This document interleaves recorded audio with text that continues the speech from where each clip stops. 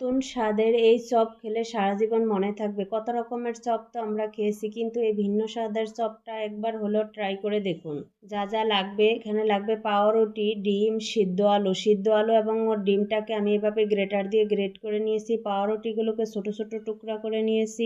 পেঁয়াজ বেরেস্তা, chilli flakes, গোলমরিচ, লবণ, চাট মশলা এবং ধনিয়া পাতা মিশিয়ে ভালোভাবে মাখিয়ে নিব। মিশ্রণটি মাখানোর সময় হাত ভিজিয়ে নিলেই মিশ্রণটি বেশি ভালোভাবে মিশে যায় এবং হাতের সঙ্গে লেগে যায় না। আপনি পানি বা কিছু তেলও ব্যবহার করতে পারেন। এবার পছন্দ মতো শেপ দিয়ে ময়দা, ডিম এবং ব্রেড ক্রামে কোট করে নিলাম। এভাবে একে একে সবগুলো আমি কোট করে নিলাম। এ পর্যায়ে চাইলে আপনি ডিপ ফ্রিজে সংরক্ষণ করে রেখে দিতে পারবেন 1 থেকে 2 মাসের মতো।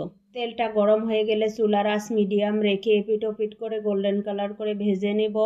এত মজা আর ইয়াম্মি, আমার ঘরের সবাই তো ফ্যান হয়ে গেছে।